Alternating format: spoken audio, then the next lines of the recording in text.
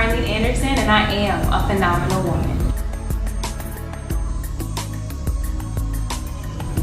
My name is Karlene. I'm a first grade teacher, a model, a singer, a poet, and the founder of Precious Jewels Ministries, which is a mentorship program that empowers girls 14 to 19 to see themselves as Christ sees them.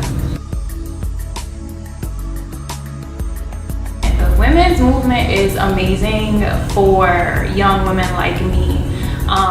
I remember growing up, and I guess I can talk about the women's movement in terms of beauty standards and what's acceptable. Growing up, I love Beyonce, I love all of the girl groups, but they didn't really portray women that looked like me in terms of skin tone, in terms of hair texture. So I feel like the women's movement has really brought awareness to all aspects of women.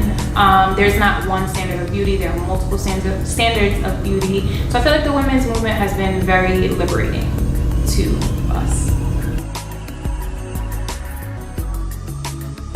Women are not as afraid to be assertive and go for what they want. Perfect example, there was the music program in my school was formerly run by a male, and he left, and I took it upon myself to, offer my services because going to school for not only education but for musical theater and just the love and the passion that I have for singing, I was just like, hey, I have these skills, and I didn't really wait for anybody to really offer or ask. I felt natural to me. So I feel like in the workplace, women are becoming more just assertive in a good way.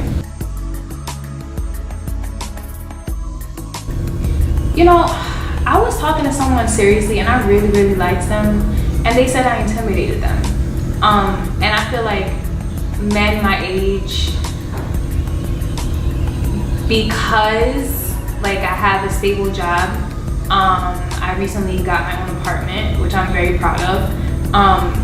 That intimidates a lot of people my age. And I get it, but I don't feel like I should have to, in order for me to date people my age, it's almost like I have to dumb myself down or take things away from who I am.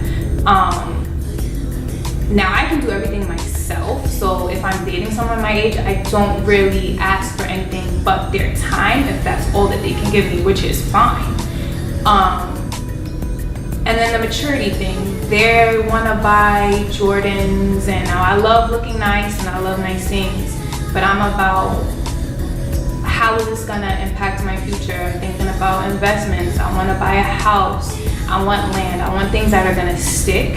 And not all men my age, but the majority, they are so engulfed with what the image of the black man has been portrayed. I don't know how to word that, but from what the media has portrayed black men to be, that's what they're obsessed with.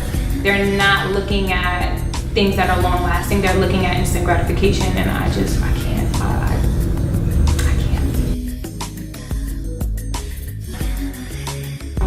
Advice I would give to a young man who's trying to court me, who is quote unquote intimidated, I would ask him first, why does a successful black woman scare you?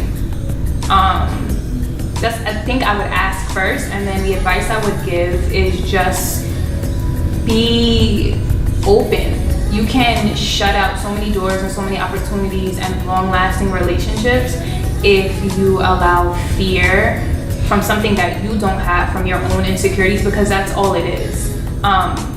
For the most part, I won't generalize because I don't like when people generalize me, but men who say that they're intimidated, it comes from their own insecurity and their lack in something that they don't have. So what I would say is, well, you have goals, write them down, push yourself, let's go, we'll do it together.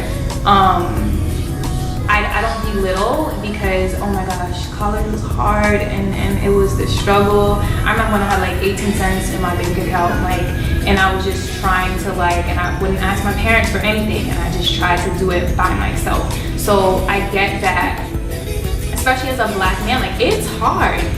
And it's hard when you're dealing with a female who is successful.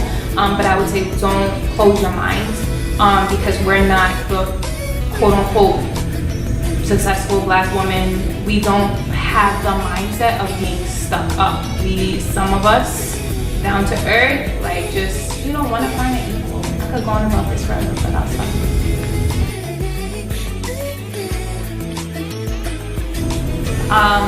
What did it for me was seeing people of all cultures and backgrounds come together and support the movie.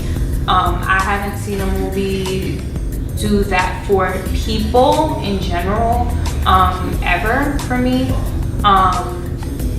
Another thing that did it for me was coming back to school and hearing my kids point to my hair and say, oh, you look like Lupita, you look like the lady from Black Panther, and absolutely love it, and ask if they can touch my hair. Now this is a generation, well, this generation is more free, but the fact that they don't define beauty with hair, but see like a soul, was really pure to me, and that's because they're seeing more African Americans on the screen.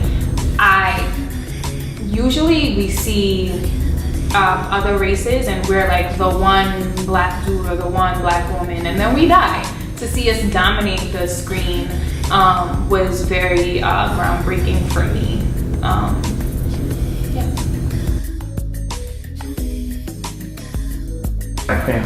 I did not mind that there was not a dominant relationship in Black Panther, because it showed that black people can be whole and complete people without having another person to complete them. And I think that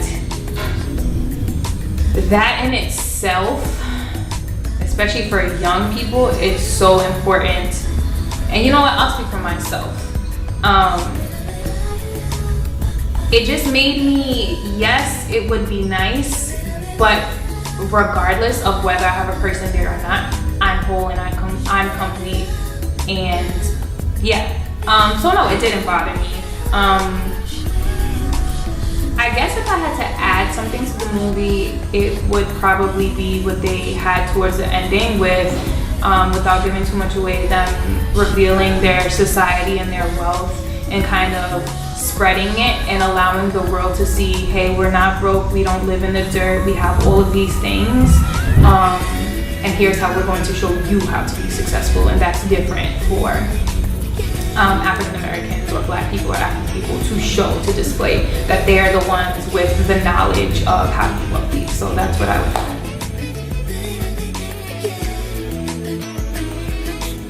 Hi, my name is Karlene'S Interview, and I am a phenomenal woman.